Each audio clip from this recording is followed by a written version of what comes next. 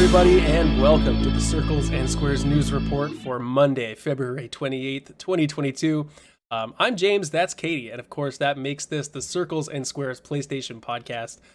Welcome to the show, Kate. Elden Ring is upon us. We'll obviously talk about that more on some other upcoming shows, but I just wanted to say congratulations. Your life has been never better than this moment.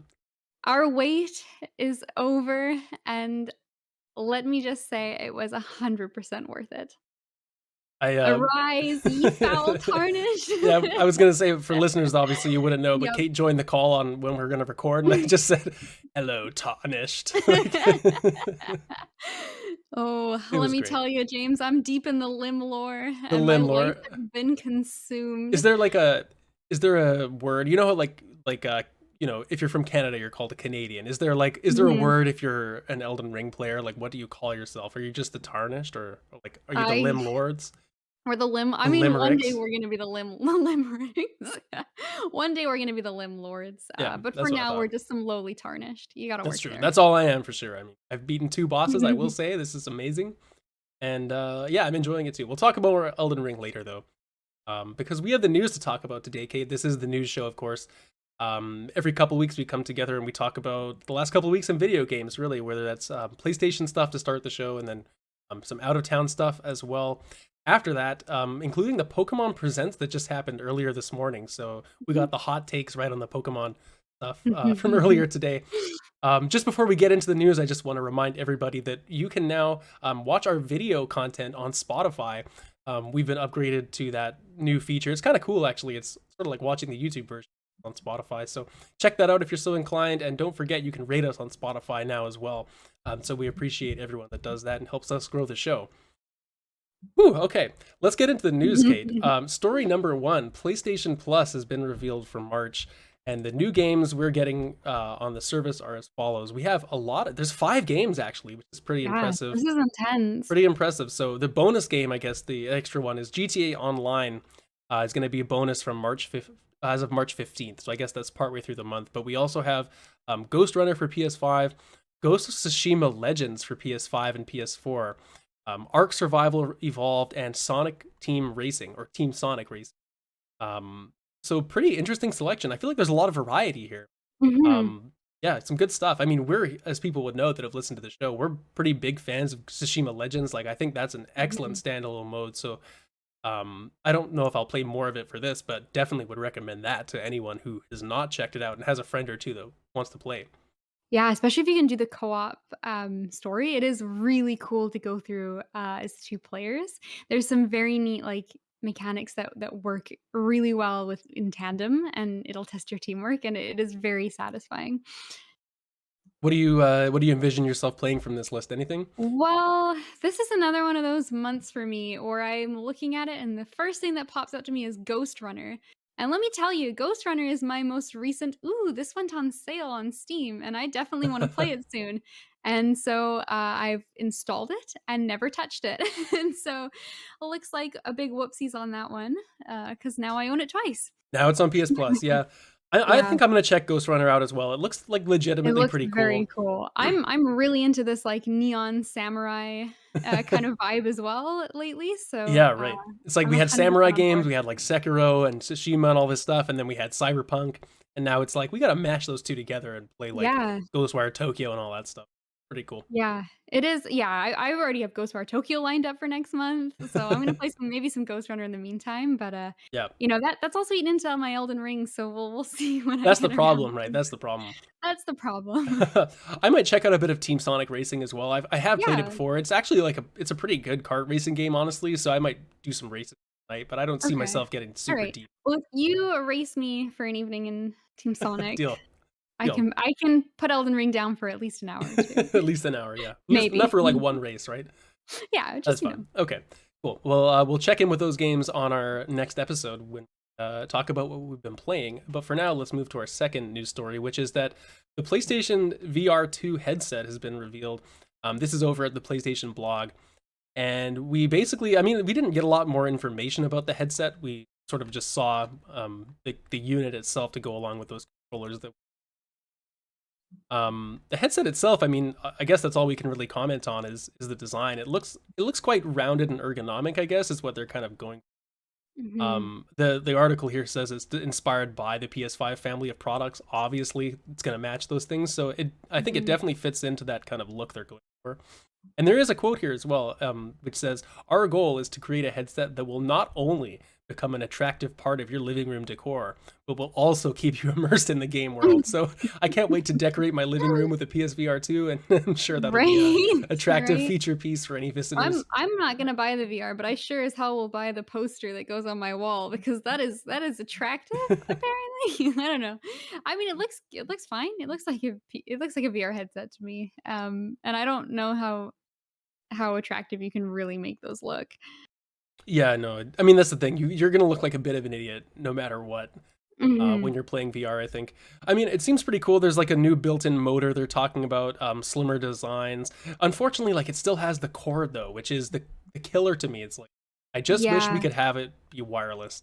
yeah. And maybe it will be in the future. Who can say really? But at the same time, I really can feel myself getting interested in picking up a PSVR 2. And I don't know how much of it's like, hey, we're doing a podcast, like you kind of want to have the latest and Mhm. greatest to talk about to some extent. But also, it's like I feel like PSVR 1 was reasonably cool for the amount of games that it had, and it just seems like an interesting device to have. And I actually think I would get enough use out of it, Yeah. especially going back to like the PSVR 1 library and stuff like Iron Man VR and Astro and all Mhm. those. So, yeah. Yeah, they're certainly really cool. I think for me, it's still a bit of a novelty pickup.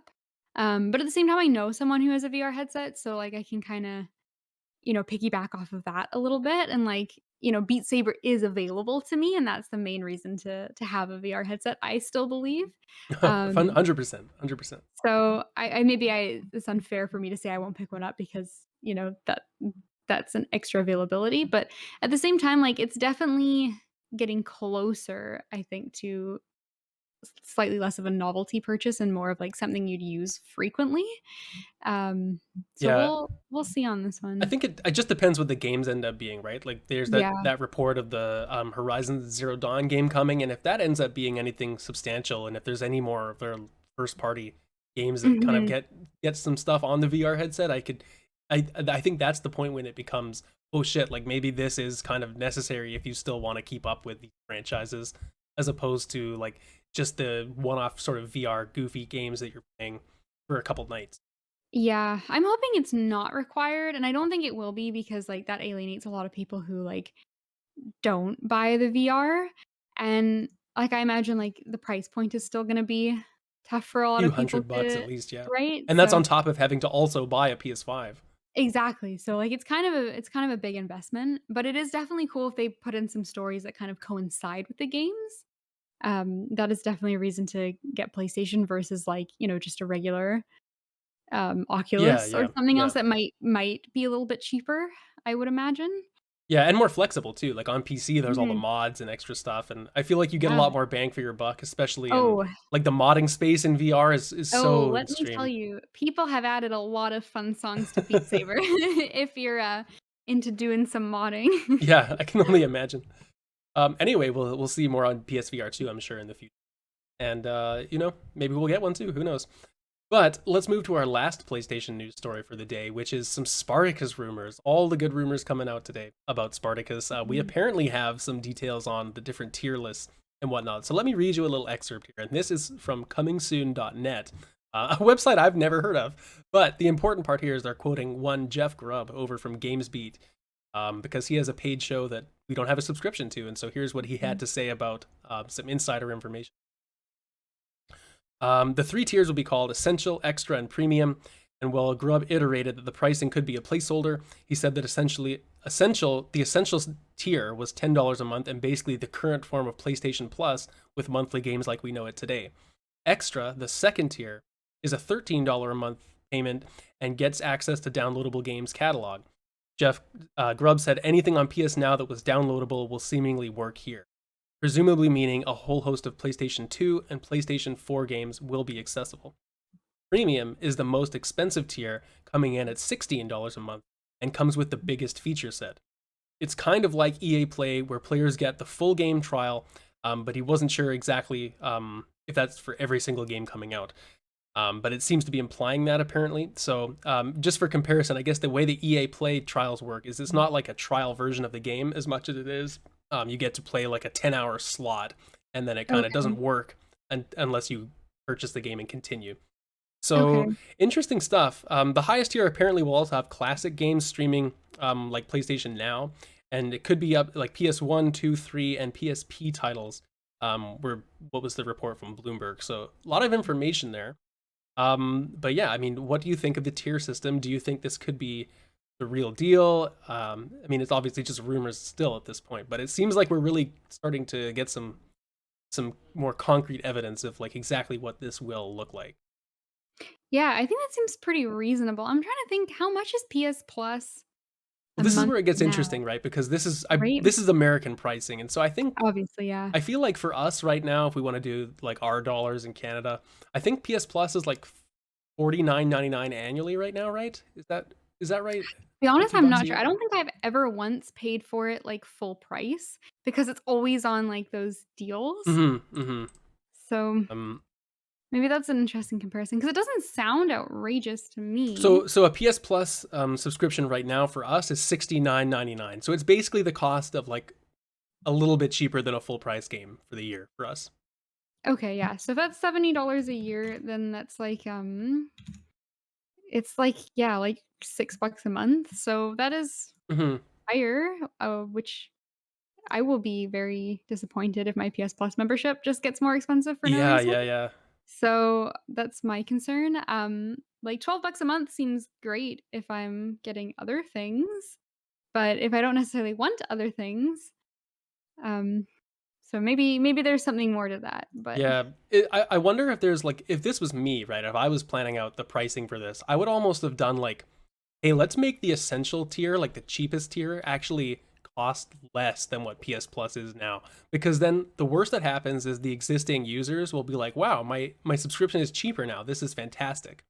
And then mhm, they might even be like, well, for like $1 more than I used to be paying, I can get the second tier or something. And then it seems like almost a better value mhm, than the way it is. I mean, obviously we're kind of translating a few different currencies and speculating on rumors and whatnot, but I yeah, mean, yeah, the pricing is interesting. I feel like the trials is kind of an interesting proposition depending what's included. Like for 16 bucks a month, that I mean, it's not like it's cheap, but at the same time, if you're able to play like 10 hours of a lot of big games coming out, like what if Horizon was on there? Like I haven't bought Horizon, but I would love to play 10 hours of it and check it out and talk about it on the mhm. show. And I wonder if that's the kind of game that would be on there. Yeah, it's tough to say. I think the tiers like sound good in terms of like what you get from them. Like I like that there's just PS Plus, nothing changes. Now you get like the PlayStation Now or whatever that's already there. Then there's like the higher tier with, you know, kind of rivaling Game Pass a little bit Hmm. and bringing back some classic stuff. So that's super cool. I like the idea of those three tiers. I just hope that they make it very user friendly. I hope so And too. at the very least, it should be if you have one of those pre-existing things already, at the very least, you should be able to keep that without there being a change Hmm. Hmm. That I or agree completely. adjustment. I think that it would be a huge mistake to increase the base price at Mhm. least without offering any extra stuff. Like I could see it if it's like, hey, instead of 3 free games, you now get 5 free games a month or something. I could Yeah. kind of see it being justified then, but if it's just the same service for the same cost or the more Yeah. cost, it's like, Well, what I are you doing? think the other problem with it too is, like, a lot of people it's also the online, right? So, like, a Hmm. lot of people pay for PS Plus and, like, consider it a benefit to get the games, but it's mostly to have the online function. And so, like, I even if they did increase it and gave you more games, I still feel like there's gonna be a subsection of people that are just mad that their online costs more because they play, like, they wanna play, like, Fortnite online with their friends or, like, whatever they're doing. And, like, they're not gonna play the 5 games necessarily. Hmm. Well, a lot of people I'm sure don't even claim all the games. Like Yeah. I claim all of them even if I know there's no way in hell I'm ever gonna play, game X, but I still claim it because you never know. Mhm. One day I might want to play it. Yeah, exactly. Or, like, maybe Or I've paid for someone the else I know subscription. wants to Like, play you've it, paid like for the subscription, you may as yeah, well. It's like I claim all the free exactly. games on the Epic Game Store too. Am I ever gonna Yeah, play 95% of them? No. but No. they're free. So Yeah, exactly. It's like, do I already own this game on Steam? Yes. Will I claim it on Epic? Absolutely. exactly, yeah, So, exactly. Yeah, I'm interested to see when we get this. I mean, we seem to be hearing more and more about Spartacus, every yeah. few weeks. Like, I wouldn't be surprised if we kind of have a state of play or something in the next month or so, and maybe they go over it and actually release it by the summer or something like that. Yeah, especially if all these, like, rumors keep coming out, like, I think Hmm. eventually, like, even if they're not planning on unveiling it soon, I think this is kind of maybe gonna be a push because, like, you just sort of wanna be on top of everybody Hmm. discussing Hmm. what you're doing because, like, that just leads to trouble sometimes, so, Yeah, yeah, um, yeah, I'm really hoping we hear a little bit more about it because it's definitely something I'm gonna be paying for, and I'd like to know yeah. Right, right. exactly what I'm getting out of it. Same here. And Same here. also, then I need to know if I need to buy Game Pass or not, or if I could just comfortably have this Well, I mean, subscription. I that's the interesting part, right? Like, I don't feel the way this is now, it's like it's kind of in between the Nintendo online thing where they give you like those classic games and what Game Pass is, because Game Pass just tosses so many day one releases of like indie stuff, and all the first party Xbox stuff is really the crux of what you're getting. Whereas this PS Now seems more like you might get some demos of new stuff, but it's more so like the back catalog of the older PlayStation stuff. And so I don't know how many like brand new day one releases would come to this, and I really don't think that we're going to be getting the first party PlayStation stuff. So, well, Mhm. it's kind of a subscription service. I feel like it still isn't anywhere near what Game Pass is offering, except for those people who are kind of really into the retro PlayStation scene and really want to go back and Mhm. play like PS stuff and all that. Which I would do some of, but definitely not to the extent that I play like brand new indie Game Pass Yeah. Yeah, exactly, so stuff like that. We're gonna have to wait and see on that though, Kate. So why don't we move into the second half of today's show, which is the out of town news for non PlayStation stuff, or at least industry at general stuff. And the first thing we have to cover today for this is it was the annual Dice Awards, the 25th annual Dice Awards, actually. And for those that are unfamiliar, the Dice Awards they're sort of like the Game Awards, although less media focused. It's more voted on by the industry and the actual devs of the people making the games and all that. So sort of an Mhm. insider sort of event. But I got a little quote here from Adam Bankhurst at IGN just to kind of summarize the event, which is alongside winning Game of the Year, It Takes Two also, or I guess It Takes Two won Game of the Year from Mhm. from Dice as well, and alongside winning Game of the Year, it also took home award for outstanding achievement in game design. Ratchet and Clank Rift Apart led the pack in terms of nominations and won Outstanding Achievement in Animation, Outstanding Achievement in Art Direction, Outstanding Technical Achievement, and Family Game of the Year. There were 23 categories in total. Halo Infinite, Lone Echo 2, Marvel's Guardians of the Galaxy, and Returnal all won multiple awards. The show Mhm. honored NetherRealm Studios' Ed Boon, who was the 2020 Hall of Fame inductee, and Microsoft's Phil Spencer, who received the Lifetime Achievement Award. So congrats to all the winners. Man, It Takes Two is just having a hell of a year. And Mhm. you got to be pretty happy to see a couple awards for Returnal as well, considering it kind of got Yeah. snubbed at the Game Awards. Absolutely, although it's kind of a funny 2 awards, they won, Outstanding Achievement in Original Music Composition, as well as Achievement in Audio Design. So it's kind of a similar award that they won, twice, but I think extremely well deserved.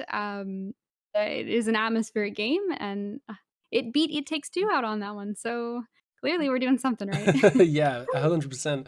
I'm pretty happy to see Ratchet and Clank win a bunch of stuff. I mean, Family Yeah. Game of the Year. It's interesting that it won over the Nintendo stuff, but I mean, it totally fits that bill. And also the technical achievement, I can totally see where it's winning that in terms of like the way that it jumps around. Like we've talked about going through portals and all that stuff, and just sort of the technical aspect of it on the PS5 is very impressive. So cool to see that for sure. I just still am blown away by It Takes Two. Like I said before, Mhm. like I enjoyed that game a lot, and it definitely is like worthy of the praise it's getting. But at the same time, it's like, would I have bet that it would win like multiple Game of the Years? I don't think so. If someone was to ask me, Mhm. I just good for them, honestly. Go Yeah. Joseph Ferris. Jogo Joseph Ferris. Yeah, I'm so excited to play this. I'm still in a almost done. I'm probably like 80% done A Way Out. Hmm. My A Way Out partner is not in the country right now. That's gonna be So a we've problem. taken a little bit of a hiatus on that one. But we were thoroughly enjoying it, and I'm sure when he gets back, we'll finish it I out. hope so. I hope so. But yeah, he's not finding a way out of finishing this game with me, that's for sure.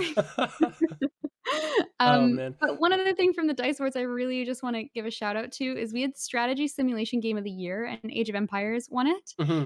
But I just wanna give a shout out that Gloomhaven Digital Edition Oh, did it was make it on there? actually nominated, and Gloomhaven is my favorite board game of all time. My group is eagerly awaiting Frosthaven. We are, like, all taking, like, a week off of work to play when that Take a comes out, vacation which over to we've agreed. Frosthaven. Yeah. And so it's so nice to see Gloom come out and win this. I think it's still in, like, early access or, like, they're still adding it. Like, I know the main campaign just, like, recently came to the game, so it's still, like, in its baby stages, It's and we impressive it played a won then little in bit that of in it. that sense if So it's still it so. didn't win, but it was nominated, and Hmm, so I wanna mhm. give a big shout out to Gloomhaven. Another kind of funny one that I just wanna point out is sports game of the year was Mario Golf Super Lark, Yeah, I and was I looking at think that one that's too. hilarious up against, like, your typical contenders of NBA and FIFA and, like, way to go, Mario. It's interesting. I guess like that kind of shows where the devs are at. Like the way that maybe some of those other games are sort of iterative, like year on year, the NBA and the FIFA. Maybe the Mhm, devs are kind of like, hey, at least Mario Golf was trying to introduce something new with that new kind of Super Rush mode and all that. I know it maybe wasn't the most successful thing, but yeah, it's interesting to see that win. Next year, it damn mhm. well better be Mario Strikers. Come on, Mario Strikers. Absolutely, come on, strikers. I just wanted to quickly shout out the outstanding achievement for an independent game and shout out Unpacking winning Yeah, that. I loved Unpacking last year. Is it a perfect game? No. Is the pacing kind of long by the end? Sure. But just the way that it makes you feel that nostalgia for like moving and those items that kind of stick with you for long term, like from your childhood up till now. Just really mhm, nostalgic and it tells a story in a really cool way. Packing, I think, it's something that everyone could play and everyone honestly should because unique and it's a good example of something games could do that other mediums probably can't. mhm. Yeah, so that's great. And shout out to Inscription for the nomination there as well. You need to play Inscription, Kate. You really, really do. I know, I know, I know, I know. You are not the first person that's told me it's a Katie game, and I It really is. need to get on it. You'll fall in love with it for sure once you're done Elden Ring, maybe. Okay, 2 years from now. Got it, and nailed it. speaking of Elden Ring, Oh, let's move to the next news story, which is that Elden Ring is killing it. we're Um, killing I mean, it. we got to just mention this quickly, just because of the the release and what a not a huge phenomenal game this is so far. But I'm looking at the Open Critic ratings right now, and it's sitting at a 96 from critic averages, or 100% of critics recommend. And the game is basically just getting like nines and tens and 5 out of 5s and just the best reviews you can possibly see. I think it was getting review bombed on Steam a little bit because of some performance issues. Yeah. But those people can shove it basically. But yeah, I mean, I don't know where you want to start. I mean, we could read any of these reviews, any quotes. They're all just very glowing, and basically the overall sentiment is like this is truly a industry an industry defining game at this point. It's really going to Mhm. push things forward in a lot of ways, and it's just a really impressive game. So instead of reading over all the the quotes we want to talk about, I thought we could just spend maybe 5 minutes talking about our own feelings on the game, because not only have you been playing, so have I. And yeah, maybe give me a quick 1 minute. What are your overall thoughts on Elden Ring? Alright, so Elden Ring, I called it game of the year. I've never been more confident about something in my life. In my eyes, we've already won. But you know what? It's really exciting for me is I've never played one of these games on release. As big as a FromSoft fan I am, I've been behind and I've been catching up. And I played Sekiro, I think in 2019, not 2018, so I was close on that. But this is the first one I was day one. I went to work. So thanks to the magic of time travel, we actually got it at 3 p.m. on the 24th because of, when it was released at midnight due to regional differences and time change. Magically, we were 3 p.m. Thank God, West Coast. So West Coast, best we coast. West Coast, Best Coast. So yeah, I went to work. Normally, I'm off work at 4 o'clock. I went to work early so that I could leave at 2:45, and I got home about like 5 to 3. I got, you know, got in some comfy clothes. I made a cup of tea. I sat down at Elden Ring and I was there waiting, like whatever the equivalent of like refresh a browser page over and over again in Like trying to Steam. find a PS5. That was me. Refresh, And so I refresh. was on literally the second it was available to me, I was on that game. And I know so many people who have bought it and who are playing it concurrently. And one of the magical things about this game is that whenever I talk to someone, we give very vague, cryptic descriptions of what we're doing because everybody's doing something totally different. Like it is so open and flexible, and we're just off exploring and doing weird stuff. And like eventually we are cryptic and we find something we've both done, and then it's like, oh my god, we can talk about this now. And it is so exciting to not only like absolutely adore the game, but to have that community aspect of, like, everybody's playing it, like, we're all in relatively similar places, like, I've got a co-op or not a co-op, like, a dual plan for later today with a friend, we've been shit talking each other, and it's just so exciting to be, like, caught up in the hype of this game, like, it is, like, an experience and, like, an event on top of just being a game.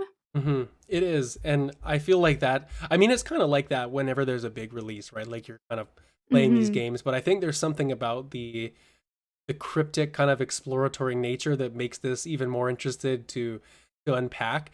You know, like other games, it might be like, you know, that you're all playing the new Uncharted at the same time when it comes out, and you're like, oh, did you get to chapter 10 yet? No, I'm only at chapter 3. Mhm. Like you're having this linear kind of Yeah. experience.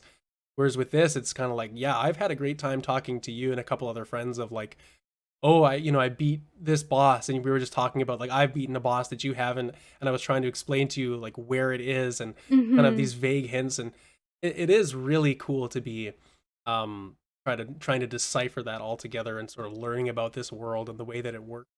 And like for me, I've had a really good experience so far. I mean, I'm nowhere near the Souls fan that you are, and I mean, I've played Bloodborne, bounced off Sekiro, and now this is kind of where I'm at, and I'm having a good time with Elden Ring, and I think, I mean, we're going to talk about it a lot more on upcoming shows for sure, but I think that I really appreciate the open world aspect of it. Yeah. As someone that doesn't play a lot of open world games, I usually don't really like the big maps, but for something like this, it's great for me because there's so many times when you get stuck and I just find I'll just be like, well, screw it, I'll just, you know, come back to this later and go over, you know, explore somewhere else. And that freedom of being able to do that has really made it more approachable for me. So I guess that would be what I would take away is like if you are someone like me that's not super familiar with these games, I'm not saying it's going to be easy because it's not. And Mhm. there's, you know, I think there's a little bit of talk online before this game came out of like, oh, this is going to be easier than the other ones, and it's not, man. Like like you're going to get stuck, and for sure some of the fights are tough. But what it does allow you for is to leave things for later more and come back and find Mhm. something that may actually be a little bit more approachable for you. So I think this is the most approachable I felt one of these games has Yeah. been for a new player.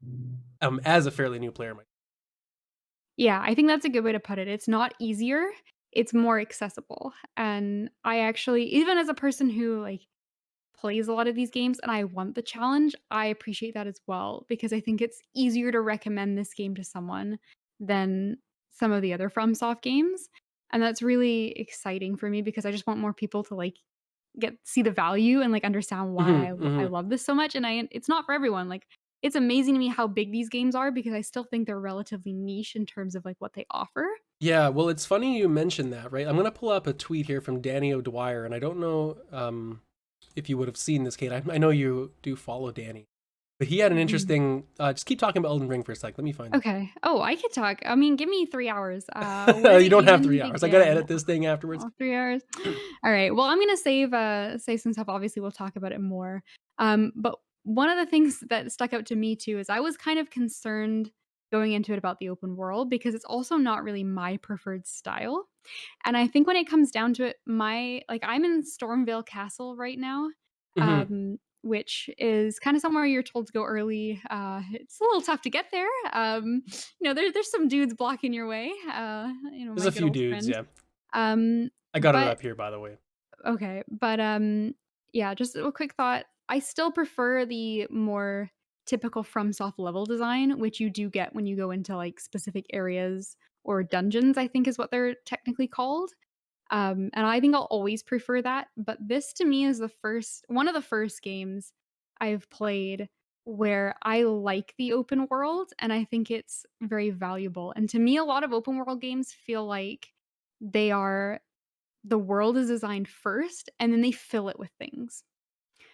And that often ends up feeling barren or less meaningful because it's kind of like, we didn't know what to put here, so, like, here's some crafting supplies or, like, Hmm. whatever.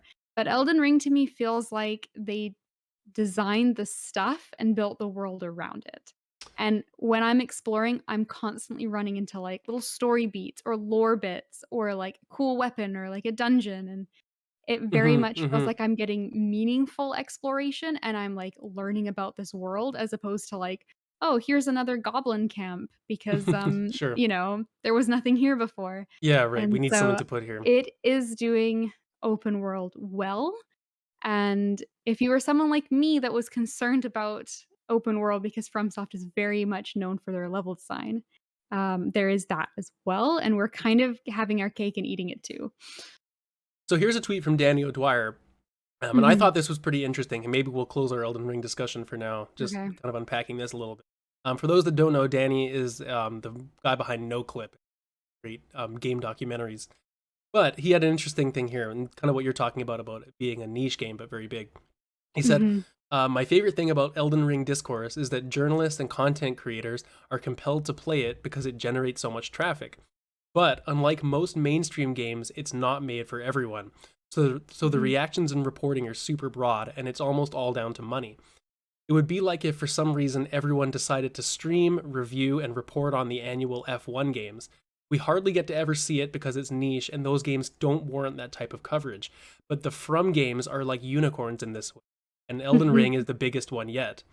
Imagine if there were 20 articles written about how hard the F1 games are, or why the controls are too hard, or that Monaco is where most players drop off. I'm not saying it's bad or anything, but it's just weird and unique. I sort of love it Mhm. actually. And I think that's a great point because Yeah. you see so much written about like whenever From comes into the conversation and whenever they're in the news, it's always like you see so many articles about like difficulty and all this stuff coming up and it's a good point because like you never think about those F1 like who plays Mhm. Formula 1 or like we even like Gran Turismo the other day. It's like there's kind of like that same level of difficulty from those hardcore sim racing games, but it just doesn't get the same conversation around it because it's so underground. Whereas, yeah, this is like 500,000 concurrent players on Steam for something that is still really not playable. Like, not everyone's gonna play it, right? So it's Mhm. interesting the way that it kind of dominates the conversation like that. Very Yeah, cool. that is an interesting point. I do like that, and I think it's we kinda see it, like, crop up every now and again, like, Cuphead got a lot of coverage when Hmm. it came Hmm. out because it was so unique and interesting, and we saw it there, like, all the controversy of, like, "Oh, well, the reviewers couldn't get through the tutorial, and, like, so why are they reviewing this game?" And I guess, like, you know, there's a slight conversation for that for Elden Ring as well, but, um, it is definitely interesting, and it's ugh, Yeah, man, I would have yeah. loved to have one of those review copies. I know Oh my people god. they're like 0.3%, 0.03% of people or something have, like, all the achievements on Steam right Oh, I now, was and looking that's on wild. I was looking on the PlayStation trophies, and I got 2 trophies so far, and, like, Okay. the first one the most common one I had was, like, 38% of players, and every single other trophy in the game is, like, maybe 2%, if that, like, Yeah. it's so low. Yeah, people are struggling, but we're gonna get there, folks, we're gonna get there.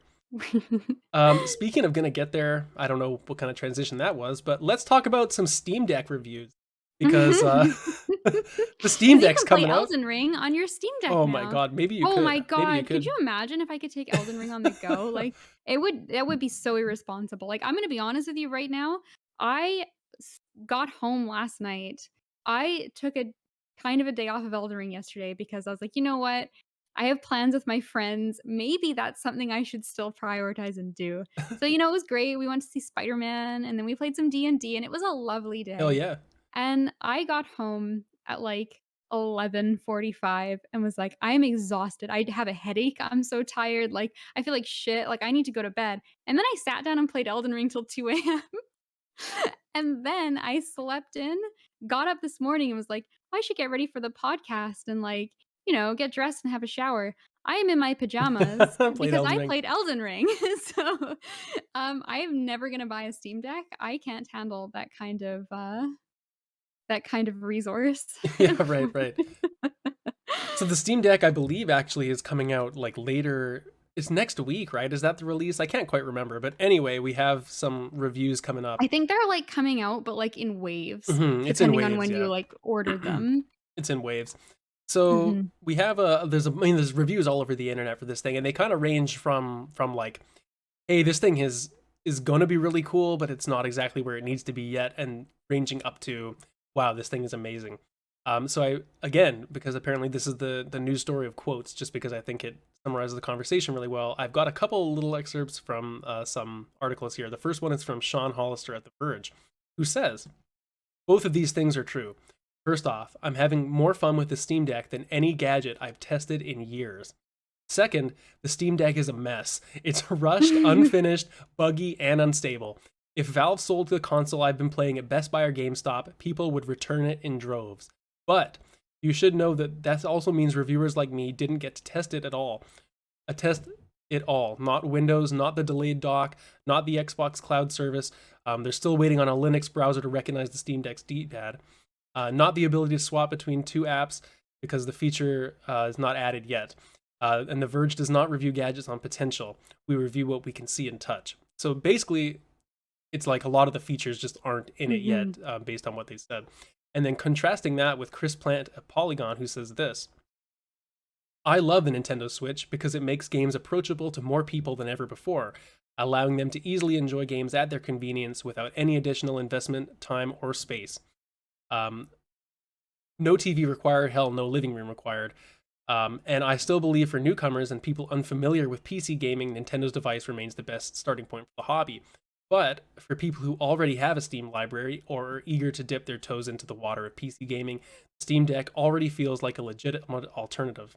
It builds on the Switch's pitch of playing anywhere and everywhere, but because now my game's save files aren't tied to the console, they live in the cloud, following me wherever I can access Steam, right from the Steam Deck, right to my PC, my work laptop, or anywhere else I might want to play. The Steam Deck is now my default gaming device. Fortunately, I won't have to say this game's great, but I'm waiting to play it on Steam Deck, because if it's available on Steam, then it's probably already here. So I think that one shows like the promise of, and it's a Mhm. cool device, right? Like just looking at what it could do. But yeah, I mean, what do you think of the Steam Deck so far? Are the reviews kind of going to sway you at all? I mean, I don't think either of us are really looking to get one, but it is a cool piece of tech, that's for sure. It is a cool piece of tech. I think it's something eventually I would consider if I was on the go more often. But where I'm at currently, I I don't find myself playing, handheld very frequently. Like, I haven't touched my Switch in months. Um, like, when I go out, if I'm on the train or something, I'll bring a book, instead of playing a game. It's just a little bit easier and more comfortable. Um, and, occasionally I do take my PC over to a friend's place, but small form factor, I gotta, justify that in some way. So my PC is actually very easy to carry and take with me. So I don't need the functionality, but I love that they exist. I think they're an incredible idea.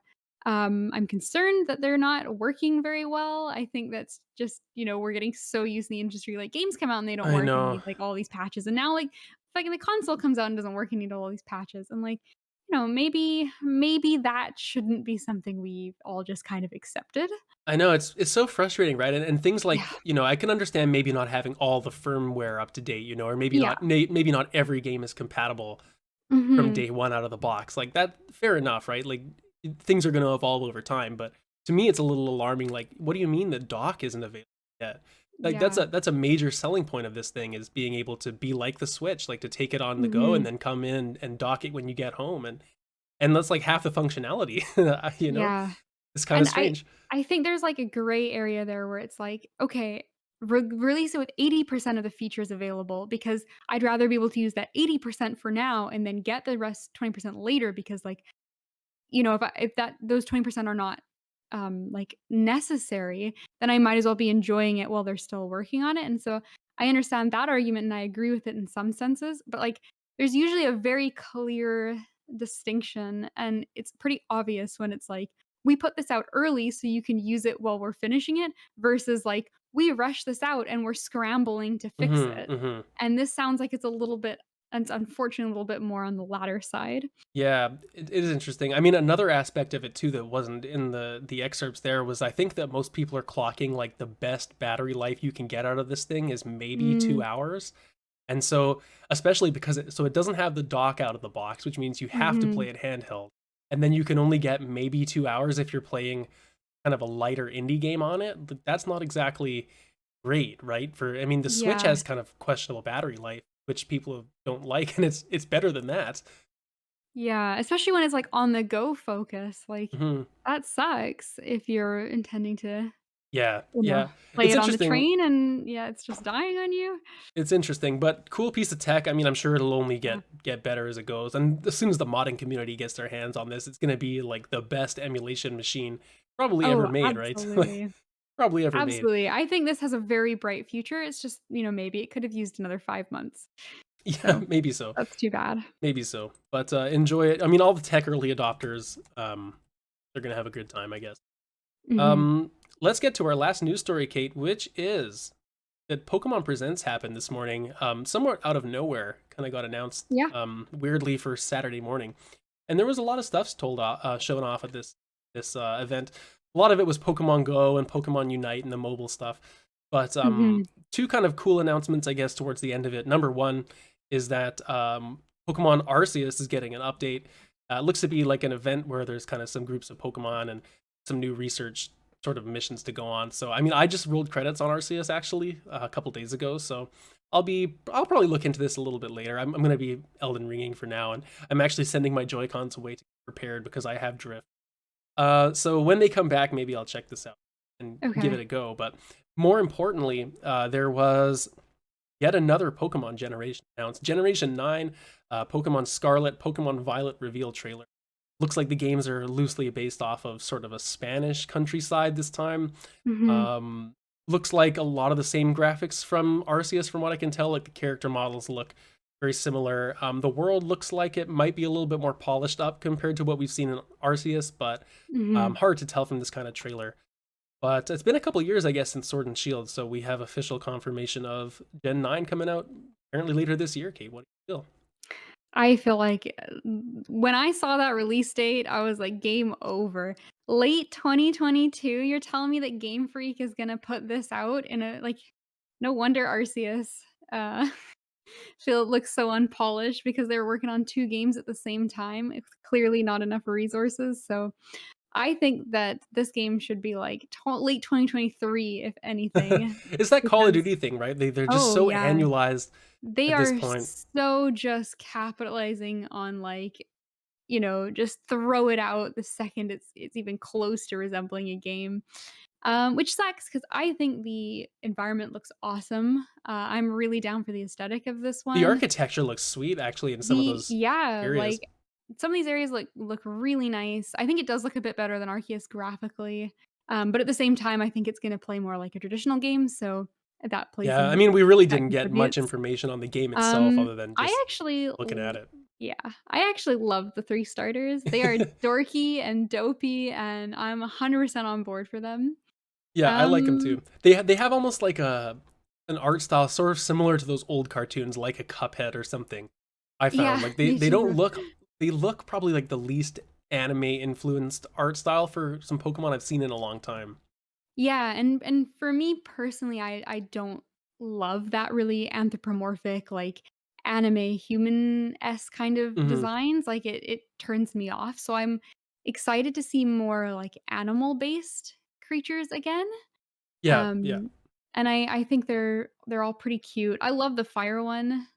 yeah. He The little just looks crocodile. like he just looks like the one that gets bullied, and Something for and me he's so cute. something for me is like I like the grass cat for some Grass cat reason. I is don't know. nice. Originally, I was drawn towards the duck with the hat, but Yeah, he's wearing he's pretty he's a cool. little But Donald Duck for me, he has a little Donald Duck. but I do like his little sailor hat, so that's pretty cute.